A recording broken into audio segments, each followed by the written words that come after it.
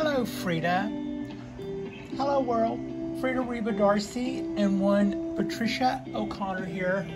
And today it is really hot. I'm not gonna lie. It is really warm. The sweater I put on this morning only lasted about 15 minutes and then it was time to get rid of that thing. Today is our Thursday drop and it's a beautiful, kind of hot day in Alameda, California, and I thought that what I would do is just do a rather quick, yeah, it's people that are already out at the pool. It's not late in the day yet, but it's time to seek refuge. What I thought I would do today is let's just go down our bench, and I'm not going to spend a whole lot of time with any individual trees, but since we've been enjoying our spring weather for several weeks now, let's put it lightly, I can show you what has come of some of the things that I've decided on. You know, I've made decisions as we were looking at things budding out, and it's just a good time to look and see what's the sum of some of my choices. And I don't plan to spend as much time per tree as I just did on that intro. But we'll start with my Chinese Wisteria. This is a Chinese Wisteria, and it was my early dabble in bonsai. The first thing I did was went to the internet and tried to find some suitable pre-bonsai, and then I went to another site and selected a really, really nice bonsai pot. So what I have here is a so-so. It's not really, it's a really nice, suitable Chinese Wisteria. But does it give an essence of H? No, not really. Not really. I've got, you know, this in 10 years and I'll have a 10-year looking older Wisteria basically, but keeping it short, and we're learning our stuff. I've overpotted this. That's what I'm saying there. This is a really, really nice pot. Probably something. This is probably underpotted. This is probably overpotted. So maybe that's kind of, the tree itself is doing fine. It's really, really easy to grow. You don't have to do a whole lot to them. As you can see, this is what it's done this spring. It's given us that little Victorian painting, little shoot going up there to dapple down. We'll let that guy run. We'll let that run all year, and the tree will think, or our little Wisteria will think that that's what's going to happen, and then at some point we'll cut it back, because in the attempt to keep this thing and keep it a bush, keep it small, keep it short, keep this stuff getting fatter and showing some age, we're going to have to discourage it from being a vine. That little lesson taught to us by Sam over at Aussie Bonsai Bloke. Next will be our Trident Maple, and I did a little bit of a prune back. This tree always had a really nice, big, huge balloon looking canopy, and it had that really nice slanted trunk, and it's got this nice crackledy bark, and the roots base is wide. Could be better, could be worse, but I like, there's stuff to work with there, I think. I don't know how to work with that. I don't know whether or not I should keep parts of this that I like probably need to be cut away. That's kind of what I'm saying there. I don't have a lot of background knowledge on what to do. You know, like, is this something I should work on keeping, thinking that it'll blend into that and make a huge turtleback type thing, or is that something I need to get rid of so that other, you know, I don't know. That's all stuff to learn. But what I have figured out is that next winter I'll probably do a chop right about where, if you can see my finger, I'll probably do a chop right in there. This will be, we're just going to try to do this shape and emphasize everything that this wants to do. Whatever's left of this will be all about that, is kind of what I'm saying. Everything on this part of it right here will be gone. So all of that will be gone. And then the following year, I'll do the same thing to the back one, leaving leaving this run. And then at some point, whenever those two are going and we haven't really lost any momentum of the tree and it's recovering from that, and at some appropriate point, I'll give this a cut right here and then turn that into a hollow feature down to here. And by the time it gets over all of that stuff, I won't have a 3 trunk. I will have a 2 trunk with, that will do more of this in my thinking. That's kind of what I'm hoping to do with that. And that'll take me 3 years to even make all those chops. And then it'll take, you know, a million and millions of years for all those to recover, you know, like 7, 8, 9, whatever that ends up being. That's just what we're going to do. In the meantime, it will probably always put out an abundance of shoots like that. So in the summer, we should be able to pull off some sort of little come over. You look, I just watered this guy, but it's so hot. All that little baby stuff is just wilting, even a little farther down here. And it's not like it's drying out and it's showing that first. It just got, I watered it this morning when I watered everything else, and I just made sure about 45 minutes ago that it could take a second drink. And so yeah, it was well and truly watered. Brings us to our Dawn Redwood. It just got its own little, it just did a star billing just not 2 days ago.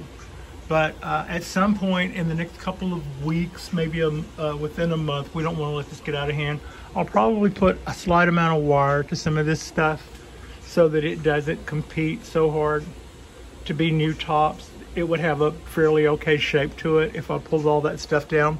What we're really looking forward to is new branches to start over with, stuff that's smaller, tinier, and that can age in for the next few years. But really, I've got a, I'm really happy with that shape of that trunk, and I don't mind starting over with this. This is one of my first trees, and after the dieback we had, I'm pretty much just happy to let it go as it goes for a year or so and try to replenish its energy. The main thing I'm worried about when it comes to wires, these would be a little bit more helpful if they were flattened out some, as would these, but that's still going to be on branches that I don't plan on keeping. However, this top is, and that will probably still be our apex. So this thing trying to be a new apex needs to get wired down or weighted down or guy wired or something. So I'll probably do some of that, but other than that, we're not going to do a lot of training on it, just kind of the stuff that'll keep us out of trouble. Bringing us to the Ponderosa. The Ponderosa is just putting out those little pollen things, you know, like they do. And then it is also, I think I'm showing you that it's also putting out needles. And it just seems to be a happy tree, and it seems to be doing well. And about the time I think this soil looks really dry to me, I rake it back and you see it gets damp looking quick. That's one thing about the mixture that it is that for stuff that's like a quarter-size granules, you know, that are pretty chunky, it does seem to maintain the moisture for a fairly good while. Also, when I'm looking at this tree from way back in the living room, I can't see those yellow little cones, but I can see the yellow reading through on the needles, and it scares me because it makes the needles themselves look like they're a pale yellow, when really they're a lime-colored green, that's what the tree does, just naturally, and with a strong hint of yellow from those little cones. But the tree is doing fine, and it's putting out new growth, which I'm really happy to see. Ponderosas move very, very slowly. They just like do their way through life, and the stuff that runs through them gets pushed up and down the trunk really slowly, and they just don't move fast. If you do something wrong, it would take a minute to see it. If you do something right, it would probably take a minute to see it.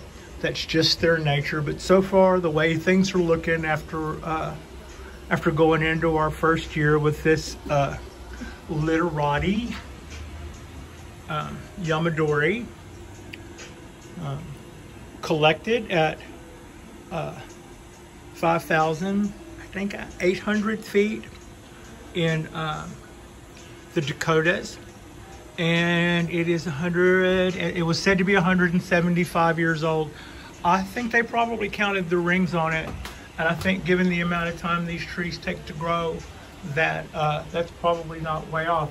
One of our viewers commented that they were looking at some of the collectors up in that area and somebody else's bonsai videos that I had also seen, and had mentioned that they had seen some trees from these collectors that look very, very much like this one. Yes, I think this is probably kind of like a style. If you see a certain type of pine tree hanging out of the side of a rock somewhere and it's not enormously long, you probably do a couple of chops and a little bit of branch selection that would give you a literati like this. And I love the look, but yeah, I've seen that too. I don't think that, I mean, it's kind of like an S-shaped Japanese black pine. It's not something you haven't seen before, but it's still nice every time. It's still nice when done well. I really love this tree. So that's pretty much the time I've spent with this Ponderosa. It's been really positive, which brings us to the Cork Bark Oak. Videos on this Cork Fork Oak tend to do pretty well. There are quite a few of our viewers that I think are hanging on over this guy. It is beautiful to look at all this trunk stuff, and a day like today was made for the oaks. These guys absolutely love the hot weather. It gets, right now I'm giving this guy plenty of water, but you could hold back on the water some. I could hold back on it some if I wanted to slow down the growth, but if you feed it and you give it plenty of water, you'll get big leaves. So right now we're looking at big leaves. I'm not concerned about that. Those leaves can go down. I have seen this tree, it was a little undernourished when I got it, but it had what looked like olive tree leaves. They were pill-shaped, small olive-shaped leaves, and a little bit of, you know, just as soon as I started giving it enough water, it shed those and put out a flush of much bigger leaves. But at the same time, I'd had a lot of dieback to deal with when I first got this tree. Whatever it was going on, it might have just been the pandemic had caused it to get put on the back burner. But so one thing happened since last time we just talked about this tree probably last week sometime. And since then, I thought I would show you that we are starting to see little pushes of growth coming out as a direct, those little salmon colored shoots that I was saying that I missed. I was saying, you know, like we're not, everything's starting to look like that hardened colored green. We're not seeing so much of our little salmon colored shoots. As soon as we did our little prune back, we started, it responded by giving us more of those. So we asked and it gave. The other thing was I began to remove the wire from, as soon as I put it back in this spot, I looked at some of the spots and thought the wire is going to get hard to get out of some of these cracks where it has overgrown. So you've been letting this, some of you will probably know, I made a decision earlier that I wanted to leave the wire on, even if it meant that it bit in really good, because I was tired of removing wire only to have the branches straighten out because they weren't wired long enough. I mean, it's like, what was the point? So I decided that since this guy makes bark and kind of barks up kind of quickly, you know, it starts with the texture and stuff, that it probably wouldn't do a whole lot in the way of tracks that we couldn't cover up in a couple of years. And maybe, just maybe, that'll work in our favor the same way it would with the pines. So this is the first time to see the results of that. Observation number one, all of these branches feel a lot more fragile with the wire gone. That's one thing. Two, we were successful. We held our shapes and all of our bends because because I kept the wire on long enough for it to actually hold. Two, when removing the wire, there are places where some of these branches, they're even already a little better now, but they felt extremely fragile and almost like they had been cut. They weren't. The wire came off pretty clean, but when the wire came off, the wire had adhered to that layer, that outer layer. So to remove that was to see green wet tissue underneath it, like you were pulling off skin with the tape or something, kind of a look, like an ouch moment. And it did feel very fragile. And I think you can see there, we've got a ridiculous amount of dig in and a good smack here from not paying attention or grabbing it with your arms and not seeing what part of you was resting up against the tree. Might very well break those off, but it didn't. We haven't, we won't. And that is still, I think we don't totally get away with that look, but I just thought that since I had said that I wasn't going to remove the wire, but wait and see what happens if I don't, that this is the time to show you what happened when I didn't. Otherwise, we were able to do very much what we wanted to do. We were able to keep our motion in all of our branches, and now we're starting to see the vibrication. Also, I wasn't going to hang off the balcony to do this, so when I rotate the tree, I'll pull the wire from the other side, but I would expect it to be about the same degree of difficulty. Not overly difficult. I just wanted to be really careful I didn't break something, because as soon as you get that wire off of there, it does feel, those branches do feel a lot more fragile, and some of them are a third of their original girth in places where the wire is removed. So those places would be especially fragile. The little Japanese black pine, 17 years from seed. I haven't really started seeing the candles do a whole lot yet in the way of motion, just a little bit. Just can kind of see it just a little bit, but right now that tree is fine. It didn't get watered today. The larger 75-year-old Cork Bark Japanese black pine also didn't get watered today, but from the looks, the little soil check I did earlier, it probably won't for a day or so. This guy, because of the size of the pot and because of the amount of heat we're already going through, I'll probably check it a little bit later on today again. And same with that guy. Didn't get watered, probably will.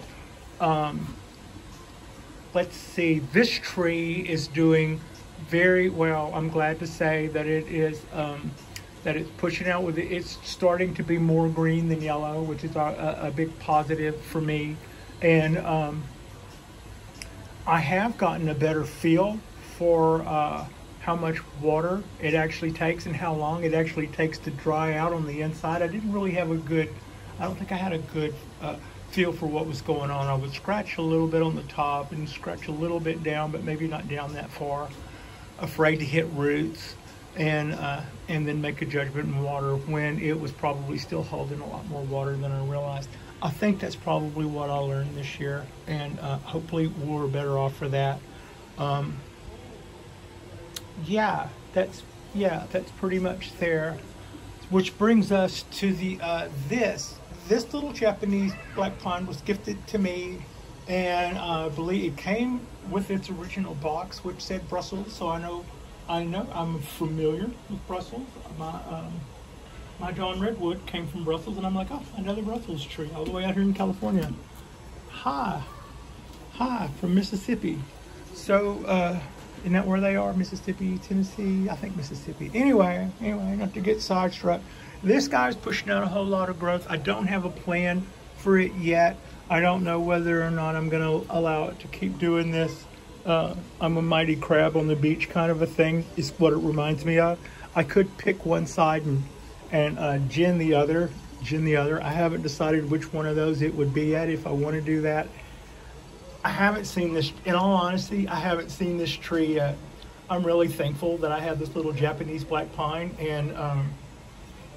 and yeah, so it seems to be doing well, and we just want to do more of the same. So a couple of days ago, we're going to move on because I've been talking about black pines now for a while. Oh, none of the only one of my pine trees got watered today. As hot as it is, I'll be checking, but this tree got watered a couple of days ago. This tree got watered like 4 or 5 days ago and still isn't thirsty. That tree got watered 2 days ago and it might be close. This tree got watered. Now I'm going to stop skipping around. So that's pretty much all I've got. You can just definitely see that it's just doing stuff that we're really happy with. And, you know, if I needed to water it and it made it look like this, that'd be one thing. But backing off the water a little bit, plus the right time of season, when the water demands go up and you back off a little, that kind of right now we're riding that fine line of it's all going nice. This is the back side of the California coastal oak, and I was saying earlier how it had been turned around to the hollow side facing us for quite some time, and this is what our backside looks like. It's another one of my trees that I would say doesn't really have a bad side. The front is just exceptional in that it's got that kind of heart-shaped hollow feature. It's doing really well. It is also starting to show those little red bud sites are starting to indicate that things are moving, and it is responding to the prune back that we gave it already. I don't see the salmon stuff yet, but I bet that we're not, but maybe a few days off. That's what I'm hoping. Anyway, it's got a really good shape to it. It's also another really popular tree. On the side, I always get lots of comments about it. I loved this tree, and it has a really interesting story, and it's grown a lot this year. I kind of need to watch its height, but we haven't gained any height this year, so that's one thing. Girl, if you want to put on a few pounds, you just go right ahead, and don't let nobody tell you anything. So yeah, brings us to number one, because this is what started all of this. It started over, if you walked up to YouTube and you Googled Wisteria bonsai, what can happen. This is what can happen. So it's doing really well. It's pushing out stuff all over the place. I watered it heavily. I watered it that much today, and it's already looking like it wants more. I could use some more water, Pat. Look to it. Its sister tree, who is sitting on the shady side of the street, is not going through water that much because of, I guess, the sun beating down on there. But it's doing really well also, and it just looked lush. I mean, it just has a really nice lush look to it. Wisterias are pretty easy until you do something wrong. They say you can't overwater them. You can. I have. But having a fast draining soil, that is the key to it for me. Whenever I said, oh, well, if they like a lot of water, give them something that's just going to stay a salt. No, I ended up with like white flies the whole bit, and the tree didn't seem to like it. So fast draining seems to be what I think is the key. And yeah, they will absolutely do well, or do okay, or do fine in summer if you allow the bottom to just lay in that little tray. So then I guess we'll move down. We did a little bit on Super Cypress Saturday, revolving this little twin trunk bonsai tree. It's doing well. Like I was saying with the other, I could probably put a little wire to this stuff, but I'm not looking to get too cray with it at the first. I was thinking at some point, if this guy gets a little bigger, I was thinking about carving my way down and trying to make this twin trunk go a little further down. I think I've talked myself out of that, but that is sort of a reoccurring, I just kind of go, you could, and I'm like, no, be patient, and let's see what the tree does, and let's respond to that. And that's kind of the plan I'm on. Also, those guys, what's going to happen there? Can any of those guys buttress out? Yes, no, maybe. I'm just going to keep watching. This oak here, I believe, is going to be a tree survivor. It seems to be doing well. They can take heat well. The mistake I made with the oak I got a year ago that I had high hopes for was it was in the little blue pot of death, as it's referred to, and it was a day like today. I was able to keep it for a month or two, but when the weather cranked up and got hot, I hadn't learned this little trick, which I got from Bonsai. Thank you very much. And this little trick, meaning putting your smaller trees that are little tiny pots are more susceptible to heat and drying out, put those in a bigger tray so that if the roots want to escape out of the bottom and do something, they can. Now, when it comes to that, you see basically 4 living trees there. Sorry, oak. But you basically see 4 living trees there, and of the 4, 2 of them did do the little roots escape out of the bottom. I wasn't expecting the oak to do that, and it hadn't had time to, and I wasn't expecting the Ponderosa to do that because it hadn't had time to either. Remember, those guys move slow. But the bougainvillea and the cypress both took to the idea of finding more moisture and more nutrients outside of their little pots by exploring the akadama mix that's laying in the bottom of that brownie tray. The other side to that is I think that keeps those pots from getting too enormously hot, which was one thing I was worried about. The Ponderosa there was on the rail next to its leggy, taller sister, but I was really concerned with that tiny pot getting 100 degrees and 80-degree heat because it was sitting on a piece of copper tin. The rest of the trees take up so much space that the reflection around them is minimal. It's just what heat the pots take up, and they're okay with that, or this wouldn't be working. But if you've got them sitting on a metal dish that's absorbing heat, and it's a tiny little ceramic thing like that, I thought that could kill that tree. So bringing that over there and putting it in was a good move. Also, I think it was that same type of thing that probably killed my tiny little oak 2 years ago. So even though it's not making use of the roots escaping out of the bottom of the tray, it's still getting, I believe it's still getting benefit from that, and maybe we'll be able to survive the hottest part of the summer without that thing drying out and getting cooked while I'm at work or something. So, okay, that's got us there, and there. Now, okay, the Ponderosa. The Ponderosa is just doing absolutely great. This one was collected at the same elevation as its sister tree, 5,800 feet. It is 26 years old. Like I said, these things move very, very, very slowly. It was stalled and collected out of the Dakotas, and I just absolutely love this tree. I think it also benefited from going in the tray. That and a little look at the bougainvillea. This bougainvillea started off as about a 3-foot tall tree with a trunk that is big around as you see it now. And last year, and it was in a planter here on the porch, just kind of growing in between the slats of the thing. And when they caused the wrong kind of attention, I pulled them up, and I just thought I would throw that in that little yellow pot and see what happened. So I cut the roots down to what would fit in the palm of my hand, and they are like glass. So when you get them down that small, you have to really be careful with them that you don't lose more than that after that. And then I put that down into macadamia and wired it down and started pouring the water to it. The only other thing is I did this in the middle of the summer, and little did I know that was the best possible thing I could have done.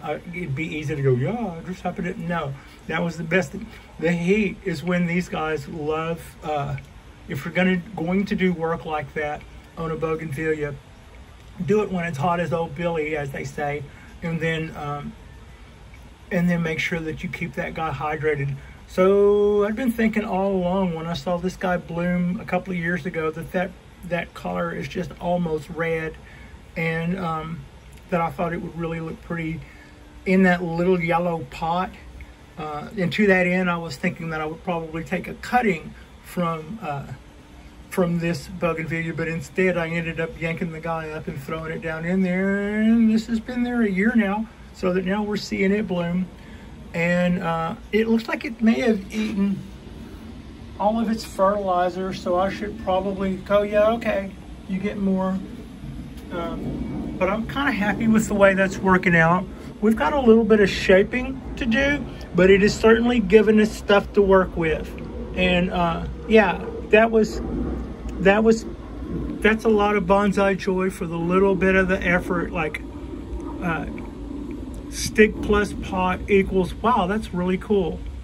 So yeah, I'm kind of happy with the way that looks. I can't even see my camera screen now, so no wonder. Oh my God. This brings us to our forest, our Kodaheim forest. One of my first bonsai projects, when watching all the bonsai videos going in, I saw early on that a lot of people were doing forests, and a lot of people were talking about how forests were great and for beginners. And so I just went, yeah, you can do that. We'll just try one of those right off. So that is another one of my, I ordered a pretty nice Japanese bonsai pot. And then an Etsy order that started off as 20 Kodaheim maples. The screen is so black in this sun, I can't even see if I'm showing you the tree or not. My finger isn't in it like it was a minute ago. Anyway, as you can see, this is starting to look, I think it's starting to look pretty good right now. I've got some, I haven't weeded it in a day, which means it needs weeding again. That's yay. But in the past, this is about the time I start having troubles. Everything's starting to bush out a whole lot, and it gets difficult to water without getting water all over the canopy. And then once you do that, we have breakouts. So far, everything's been going our way, and knowing the problems that I had last year, I'm going to see of trying to be more careful and just, you know, repositioning the pot if I have to before I water it, to make sure I don't have to pour water on the canopy to get this tree watered, or to get that, just as long as I can snake. And that's the thing, I have my 2 watering cans. One of them has the sunflower on the end, but this little guy, that's needed so that I don't just get water all over everything, whether it needs water on it or not. So a little of that, just to make sure everything's got plenty of water. And the next thing you know, all of that will have powdery mildew and starts looking like featherless chickens comes to mind, or poor molted parakeets, or other things that have lost all of their poultry wares. A quick look at our coastal redwood cones shows that our little sprout is hanging in there, and everything else that's so is our little liverwort there is hanging in there. I'd like to see some more of any, but that sprout is definitely coming directly from that cone. So you say you're a coastal redwood, okay, I'll buy it. So yeah, that's what we have going for us there. I'm not as optimistic about the cuttings that I've taken for the cherry trees. A quick catch up on, as you know, these trees were just a little bit of the star of the show on our last video.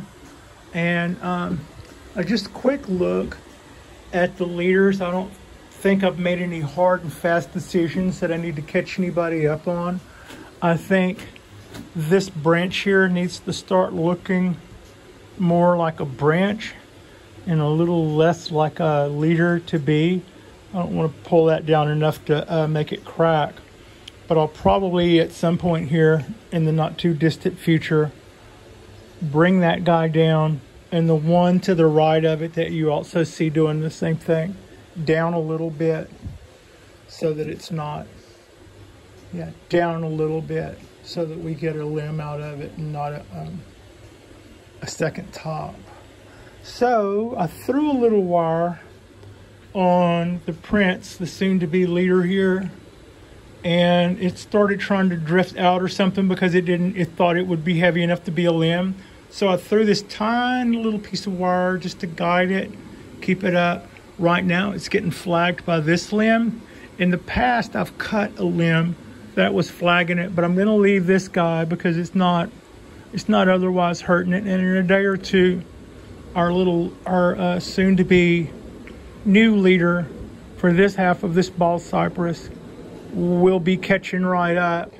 And it'll be about that time that I might give a little snip. Not a lot, just a little not so fast Eddie snip right here, which will give this guy the incentive it needs to start taking its place up here. When this guy starts overshadowing that guy next fall, we'll chop that back. And our leader will be coming from more to the right, more over where our chop is, and that will be a much more natural.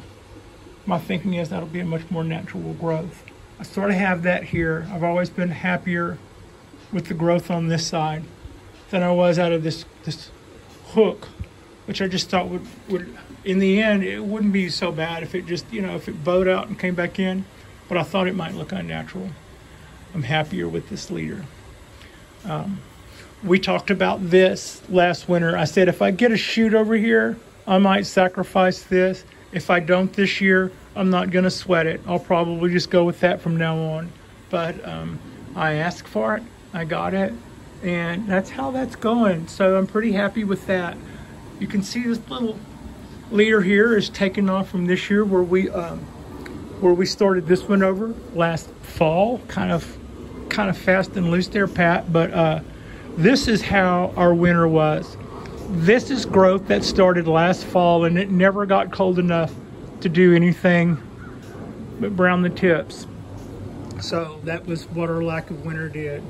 But it's just now decided that it's really not winter, and decided to take off and do what the other trees had done a little bit ahead of them. But they're all taking off with their little tree tops. And this is the bringing up the back of the three sisters. This is the other one. It's the only one that hadn't outgrown its little wire yet. These pieces of wire were 5 or 6 inches longer. No, 2 or 3 inches longer than the leaders. This one was. This one was 2 or 3 inches longer than the leaders when I put them on there, and now they're woefully short to be doing much. So that brings us around a full lap of the balcony and what everybody's looking like. When I come on here and I say that everybody is doing fine, I know I almost couldn't be any more vague. So I thought that I would dig in a little deeper, maybe try to pick it up a little bit so that we don't make this an all-day affair. But dig in a little deeper and show you how all the trees are going and some of the decisions today. You might be more on the bonsai knowledge than I am, and you might see mistakes that I'm making that I don't even know about. So to that end, I think I've given enough of a look of everything that we're doing the warts and all. And it's my belief that things are going right now at this stage of the game. I think we're doing pretty good. I'd like to see you, maybe I should take that out of the heat. It does look a little wilty, and it isn't for lack of water. It's just getting blasted and not liking it anyway. That's not something I'm going to do in front of you. So that's us. This is our Thursday drop, and I still appreciate you. Like and subscribe if you haven't already. Frida and I do about 4 of these a week, and we're going to be doing this for a while. You'll be able to see how these trees are progressing. We do have a couple of good projects that are going to be starting in just a short couple of weeks that will take us on through the summer. I look forward to that. So yeah, thank you so much for watching.